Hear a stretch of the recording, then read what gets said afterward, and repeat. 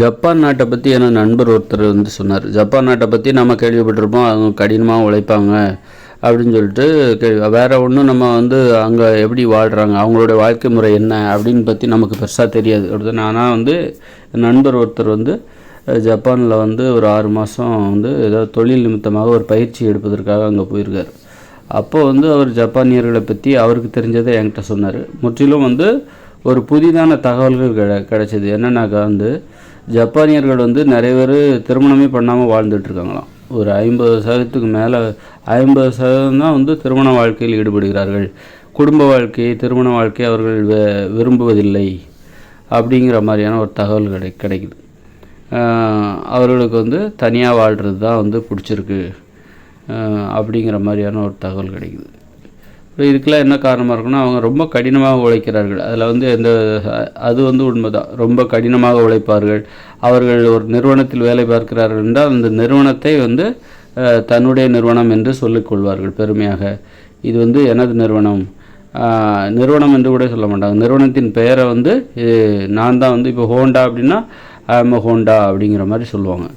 அந்த அளவுக்கு வந்து நிறுவனத்தை வந்து உரிமை கொண்டாடுகிற மனப்பான்மை அவர்களுக்கு உண்டு. ஒரு நிறுவனத்துக்காக நல்லா உழைப்பாங்க. நிறுவனமும் அவர்களுக்காக நல்லா செய்யும், நிறைய சம்பளம் கொடுக்கும், நல்லா கவனிச்சிக்கும். ஓவர் டைம்லாம் கூட நைட்டு 1 மணி வரைக்கும் கூட பார்ப்பாங்களாம். அந்த அளவுக்கு கடினமாக உழைப்பார்கள். அதே நேரத்தில் 5 நாள் தான் உழைப்பாங்க. சனி நேரம் ஆச்சுன்னா நல்லா ஜாலியாக இருக்கிறதுக்காக போயிடும். நல்ல விடுமுறையே நல்ல 5 நாள் வந்து உழைப்பாங்க, நல்லா கடினமாக உழைப்பாங்க. மீதி 2 நாள் வந்து நல்ல அந்த விடுமுறை தினத்தை நல்லா வந்து ஜாலியாக இருக்கிறதுக்காக பயன்படுத்திப்பாங்க. இன்னொன்று பார்த்திங்கன்னா, அவங்க வந்து வேலை செய்கிறாங்க அப்படின்னா இடையிடையே நிறைய புகைப்பிடிப்பார்கள். புகைப்பிடிக்கிற வழக்கம், அதாவது செயின் ஸ்மோக்கர் அப்படிங்கிற அளவுக்கு அவங்ககிட்ட வந்து தீவிரமாக புகைப்பிடிக்கிற வழக்கம் அவங்ககிட்ட உண்டாம். ஒவ்வொரு நிறுவனத்துலேயும் தொழிற்சாலையிலையும் புகைப்பிடிப்பதற்குன்னா தனியாக இடம் ஒதுக்கப்பட்டிருக்கோம், அங்கே போயிடுவாங்களாம். அதுமாதிரி மது அருந்துவதிலும் அவர்கள் வந்து ரொம்ப தீவிரமாக மது அருந்துகிறவர்கள். வேலை நேரத்தில் வந்து புகைப்பிடிக்கிற வழக்கம் அவர்கள். வேலை நேரத்தில் மது அருந்த மாட்டாங்க, ஆனால் புகைப்பிடிக்கிற வழக்கம் வேலை நேரத்தில் இருக்கும். ஏன்னா வேலை நேரத்தில் மது அருந்துனாக்கா வேலையில் கான்சன்ட்ரேட் பண்ண முடியாது, வேலையில் வந்து கவனத்தை செலுத்த முடியாது. ஆனால் சிகரெட் பிடிச்சாக்கா வேலையில் இன்னும் தீவிரமாக கவனம் செலுத்த முடியும். சிகரெட் பிடிச்சிட்டு நீங்கள் வேலை பார்த்தீங்கன்னா உங்களுக்கு வந்து வேலையில் ரொம்ப தீவிரமான கவனம் வரும். உங்களுக்கு வந்து அன்பு பாசம் இதெல்லாம் இருக்காது. சிகரெட் பிடிச்சாக்கா என்ன மனநிலை ஏற்படும் அப்படின்னா, ஒரு அன்பு பாசம் அந்த மாதிரியான மனநிலை ஏற்படவே, கோபம் தான் அதிகரிக்கும். இது வந்து வேலை செய்வதற்கு ஒரு இயந்திரத்தை போல் நீங்கள் வேலை செய்வீங்க. ஒரு இயந்திரத்தை போல் வேலை செய்வதற்கு அந்த மனநிலை சிகரெட் பிடிக்கும்போது ஏற்படுகிற மனநிலை மிகவும் உதவியாக இருக்கும். அதனால தான் அவங்க வந்து இந்த மாதிரி ரொம்ப அதிகமாக புகைப்பிடிக்கிற வழக்கம் அவர்கள்ட்ட உண்டு அப்படின்னு அவர் நண்பர் சொன்னார்.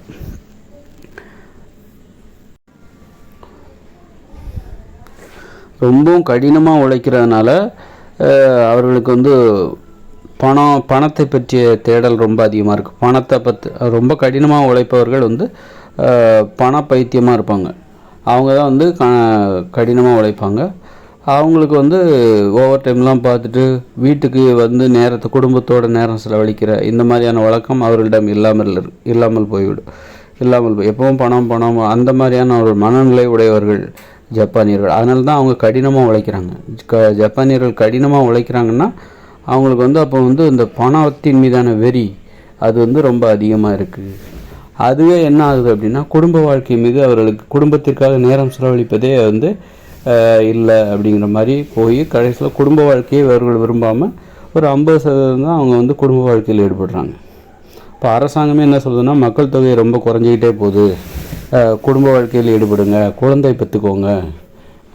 அப்படி குழந்தை பெற்றுக்கிட்டாக்கா திருமணம் செய்து கொண்டால் அதற்காக அரசாங்கம் வந்து ஒரு தொகையை வந்து அன்பளிப்பாக கொடுக்கும். குழந்தை பெற்றுக்கொண்டால் ஒரு குழந்தைக்கு மாதந்தோறும் 40,000 அந்த மாதிரி பணம் கொடுக்குது. அந்த மாதிரி ஊக்கப்படுத்துகிறாங்க. குழந்தை பெற்றுக்கோங்க, கல்யாணம் பண்ணிக்கோங்க அப்படின்னு சொல்லிட்டு அரசாங்கம் ஊக்குவிக்கிற அளவுக்கு அங்கே வந்து குடும்ப வாழ்க்கையில் ஈடுபடுகிறவர்களின் எண்ணிக்கை பாதியாக குறைந்து விட்டது. இது வந்து அவர்கள் ரொம்ப கடினமாக உழைக்கிறாங்களா, தொழிலுக்குன்னு சொல்லிட்டு ரொம்ப முக்கியத்துவம் கொடுத்து கடினமாக உழைப்பது. அப்படி இருக்கும்போது அவங்க வந்து ரொம்ப ஓவர் டைம்லாம் பார்த்து கூட உழைப்பாங்களாம், இரவு 1 மணி வரைக்கும். அது மறுநாள் காலையில் 7 மணிக்கு கம்பெனி ஆரம்பிக்குதுன்னா 7 மணிக்கு வந்துடுவாங்க. அந்த மாதிரி கடினமாக உழைக்கிறாங்க. தொழிலுக்கு தான் அவங்க முக்கியத்துவம் கொடுக்குறாங்க, குடும்ப வாழ்க்கைக்கு அவங்க முக்கியத்துவமே கொடுக்கல. அதனால தான் வந்து அங்கே வந்து திருமணம் செய்து கொண்டு வாழ்கிறவர்களின் எண்ணிக்கை பாதி தான், மீதி பாதி வந்து தனித்தனியாக தான் வாழ்கிறார்கள். அப்புறம் இன்னொரு வழக்கம் அவங்ககிட்ட இருக்குது. ஏதாவது ஒரு பொதுவான இடங்களில் வந்து அல்லது ஏதோ ஒரு இடம் அப்படின்னா அங்கே வந்து அது ஒரு கேபின், அங்கே போயிட்டாக்கா ஆபாச படம், அங்கே வந்து அது ஒரு அறை. ஒருத்தர் போயிட்டு என்ன பண்ணணுன்னா தனிமையில் போயிட்டு அவருக்கு வந்து ஏதாவது சுயன்பம் பண்ணணும் அப்படின்னா அதுக்குன்னு ஒரு அறை இருக்குமா, அங்கே போயிட்டு ஆபாச படம் ஓடும். அதை பார்த்துட்டு சுயன்பம் பண்ணிவிட்டு டிஷ்யூ பேப்பர்லாம் கூட இருக்குமா, அதை எடுத்து தொடச்சிட்டு வந்துடலாம். அப்போ அதுக்கெல்லாம் கூட அங்கே வசதி இருக்கும். அந்த அளவுக்கு அவங்களுக்கு வந்து ஒரு சுய இன்பத்தில் வந்து அதிகமாக ஆர்வம் உடையவர்களாக இருக்கிறார்கள். ஒரு திருமண உறவில் வந்து அதிக ஆர்வம் இல்லாதவர்களாக இருக்கிறார்கள். காதல் உறவு, திருமண உறவு, பிறரோடு உடல் உறவு கொள்வதை விட சுய இன்பம் செய்வதில் அவர்களில் பெரும்பாலானோருக்கு ஆர்வம் அதிகமாக இருப்பதாக எனக்கு கிடைத்த அந்த தகவல். அதுக்குன்னே வந்து இப்போ நிறைய இடங்களில் வந்து இந்த மாதிரி தனியாக ஒரு கேபின் மாதிரி கட்டி வச்சுருவாங்களாம். உள்ளே போயிட்டு அங்கே ஆபாச படம் பார்க்குறதுக்காக ஒரு டிவி இருக்கும், அது போய் பார்த்துட்டு இவர் வந்து சுய இன்பம் பண்ணிவிட்டு அதில் டிஷ்யூ பேப்பர்லாம் இருக்கும், வச்சு தொடச்சிட்டு அப்புறம் வந்துடலாம். அந்த மாதிரியான அது ஒருத்தர் போய் தனியாக உட்காந்து பார்க்குற மாதிரி தான் இருக்கும். அப்படியே நிறைய இடங்களில் அங்கங்கே இருக்குன்னு சொல்கிறாங்க. போயிட்டு அந்த அளவுக்கு அவர்கள் மனநிலை எப்படி இருக்குது பாருங்கள். நம்ம ஜப்பானியர்கள் கடினமாக உழைக்கிறார்கள் அப்படின்னு நம்ம நினைக்கிறோம். ஆனால் அவங்க உள்ளுக்குள்ளே போய் பார்க்கும்போது அப்படி ஒரு அவர்களுடைய வாழ்க்கை முறை எப்படிப்பட்டதாக இருக்கிறது அப்படிங்கிறத நம்ம பார்க்கும்போது இந்த மாதிரி இருக்குது. இப்போ இந்தியாவில் பார்த்திங்கன்னா குடும்ப அமைப்பு என்பது ரொம்ப உறுதியாக தான் இருக்குது. இங்கே வந்து மறுமணம் என்பது தான் இல்லையே தவிர, ஆனால் பெரும்பாலானவர்கள் வந்து திருமணம் செய்து கொண்டு தான் வாழ்கிறார்கள். மறுமணத்திற்கு தான் ஊக்கம் என்பது அதிகமாக குறைவாக இருக்கிறத தவிர, ஆனால் எல்லாருமே பெரும்பாலும் திருமணம் செய்து கொண்டு வாழ வேண்டும் என்கிற நம்பிக்கை உடையவர்களாக இருக்கிறார்கள். அதுக்கு என்ன காரணம் அப்படின்னா, இப்போ ஆண்கள் வேலை செஞ்சுட்டு வீட்டுக்கு போனோடனே சாப்பாடு ரெடியாக இருக்கும். இந்த மாதிரியான ஒரு வழக்கத்திற்கு வீட்டுக்கு போனால் வீட்டில் எந்த வேலையும் செய்ய வேண்டாம், வீட்டில் வந்து நம்ம கஷ்டப்பட்டு வேலை செஞ்சுட்டு போகிறோம், வீட்டுக்கு போனால் சாப்பாடு ரெடியாக இருக்கும், வீட்டில் வந்து மனைவி சமைச்சு வச்சுருப்பாங்க, சாப்பிடலாம். இந்த மாதிரியான ஒரு வாழ்க்கை முறை இது வந்து குடும்ப அமைப்பை வந்து பாதுகாக்கின்ற இந்த மாதிரி அடிமைத்தன வாழ்க்கை முறை என்பது குடும்ப அமைப்பை பாதுகாப்பாக வைத்திருப்பதற்கு ஒரு காரணமாக இருக்கிறது.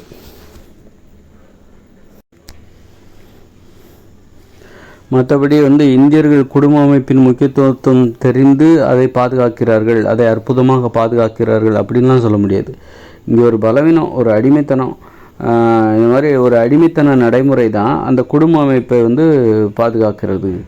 அதனால் அது வந்து அடிமைத்தனத்தை நம்ம கொண்டாடணும் அப்படிங்கிற அப்படி குடும்ப அமைப்பை அப்படியெல்லாம் பாதுகாக்கணுங்கிற அவசியம் இல்லை.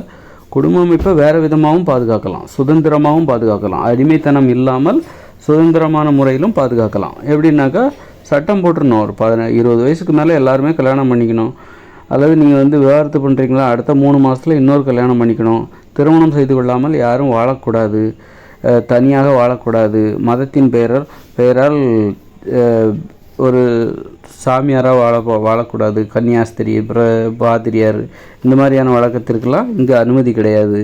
கண்டிப்பாக திருமணம் செய்து கொண்டு தான் வாழ வேண்டும்.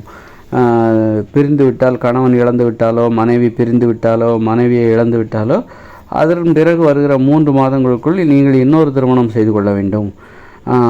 அப்படி இல்லை என்றால் அரசாங்கம் அதற்கு ஒரு நடவடிக்கை எடுக்கும் உங்கள் மேலே அப்படின்னு சொல்லிட்டு திருமணம் செய்து கொள்வதை கட்டாயப்படுத்துகிற, அதாவது அச்சுறுத்தணும். நீ உனக்கு பிடிச்சவங்கள கல்யாணம் பண்ணிக்கோ, ஆனால் நீ கண்டிப்பாக திருமணம் பண்ணிக்கணும் அப்படிங்கிற மாதிரி அந்த மாதிரி பண்ணாலே குடும்ப அமைப்பை எளிதாக பாதுகாத்து விடலாம். இப்போ ஜப்பானியர்கள் நிறைய பேர் கல்யாணம் பண்ணாமல் இருக்காங்க அப்படின்னா அந்த நாட்டு அரசாங்கம் வந்து நீங்கள் கல்யாணம் பண்ணிக்கோங்க, உங்களுக்கு வந்து நாங்கள் அன்பளிப்பு தரோம், மாதம் பணம் தரோம், குழந்தை பெற்றுக்கோங்க அப்படின்னு சொல்ல வேண்டிய அவசியமே இல்லை. கல்யாணம் பண்ணும் கண்டிப்பாக அப்படின்னு ஒரு சட்டத்தை போட்டாலே போதும். கண்டிப்பாக நீங்கள் கல்யாணம் பண்ணிக்கணும், உங்களுக்கு பிடிச்சவங்களும் நீங்கள் கல்யாணம் பண்ணிக்க, பிடிக்கலன்னா விவாகரத்து பண்ணிக்கோ.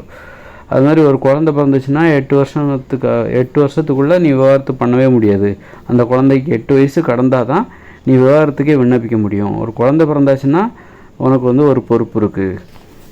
அப்படிங்கிற மாதிரி ஒரு சட்டத்தை உருவாக்கி விட்டாலே போதும், குடும்ப அமைப்பு தானாக பாதுகாக்கப்பட்டு விடும். ஆக குடும்ப அமைப்பை பாதுகாக்கிற இப்போ இந்தியாவில் குடும்ப அமைப்பு பாதுகாப்பாக இருக்குன்னா அதுக்கு என்ன காரணம்னா, ஆண்கள்லாம் வேலை செஞ்சுட்டு வீட்டுக்கு போனாங்கன்னா அவங்களுக்கு வீட்டில் பெண்கள் சமைச்சு ரெடியாக வச்சுருப்பாங்க. வீட்டில் எந்த வேலையும் இல்லை ஆண்களுக்கு. இந்த சொகுசுக்கு ஆண்கள் அடிமையாயிட்டாங்க. இப்படி ஒரு சொகுசுக்கு ஆண்கள் அடிமையாகி தான் அப்படி தான் இந்த குடும்ப அமைப்பு இங்கே பாதுகாக்கப்படுது. வேறு இந்த குடும்பத்தில் இவங்க ரொம்ப குடும்பமாக இருந்து ரொம்ப அன்பு பாசத்தெல்லாம் பொழிஞ்சு அந்த குடும்பம் அப்படி பாதுகாக்கப்படுது அப்படின்லாம் ஒன்றுமே கிடையாது. இந்த ஆண்களை ஆண்களுக்கு ஒரு சோம்பேறித்தனத்துக்கு அடிமையாக்கி, ஆண்களை சோம்பேறித்தனத்துக்கு அடிமையாக்கி அதன் மூலமாக இந்த குடும்ப அமைப்பு பாதுகாக்கப்படுகிறது. ஆண்கள் அவங்க வீட்டில் எந்த வேலையும் செய்கிறது கிடையாது, பெண்கள் தான் செய்கிறாங்க.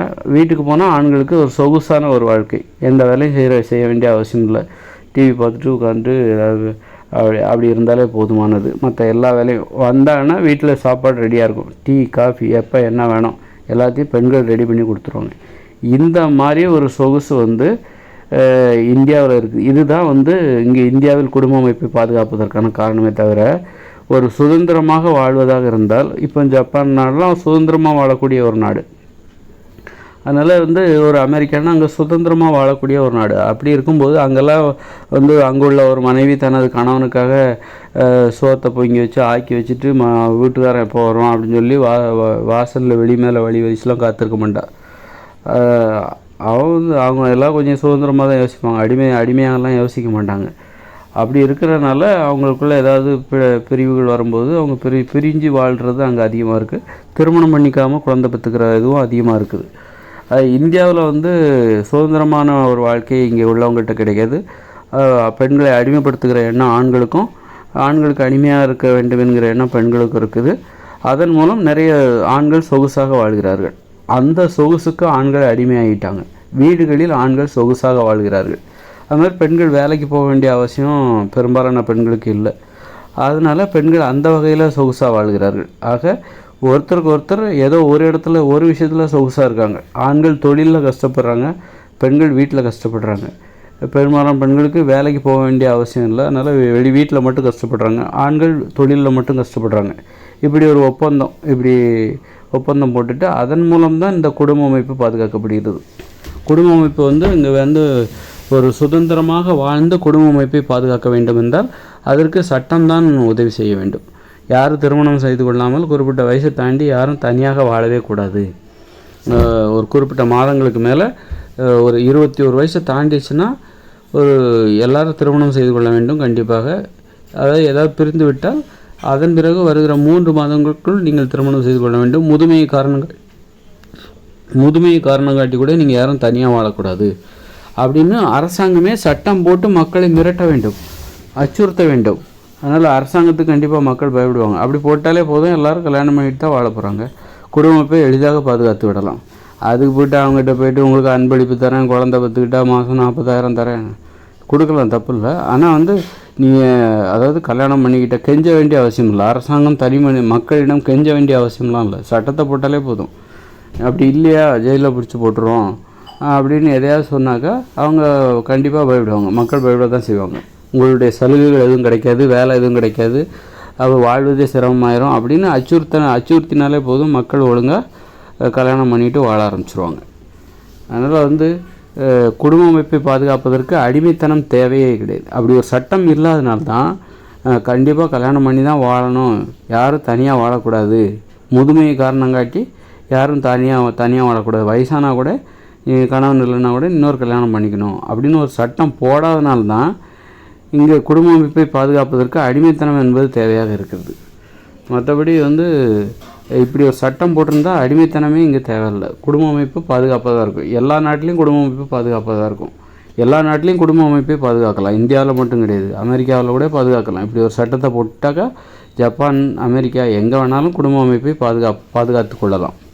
அதனால் இப்படி ஒரு சட்டம் இல்லாததான் தப்பே தவிர மற்றபடி இந்தியா குடும்ப அமைப்பை பாதுகாக்கிறது, இந்தியர்கள் குடும்பத்திற்கு முக்கியத்துவம் கொடுக்கிறார்கள் அப்படின்லாம் ஒன்றும் கிடையாது. அவர்களுக்கு அதில் ஏதோ சொகுசு, ஏதோ ஒரு நன்மை கிடைக்கிறது. ஆண்களுக்கு ஒரு நன்மை, பெண்களுக்கு ஒரு நன்மை. பெண்களுக்கு அங்கே வெளியில் போய் வேலை பார்க்க வேண்டிய அவசியம் இல்லை, ஆண்களுக்கு வீட்டுக்குள்ளே வேலை பார்க்க வேண்டிய அவசியம் இல்லை. இந்த சொகுசு இந்த சொகுசுக்கு ஆசைப்பட்டு தான் இந்த சொகுசு தான் இந்த குடும்ப அமைப்பை பாதுகாக்கிறது.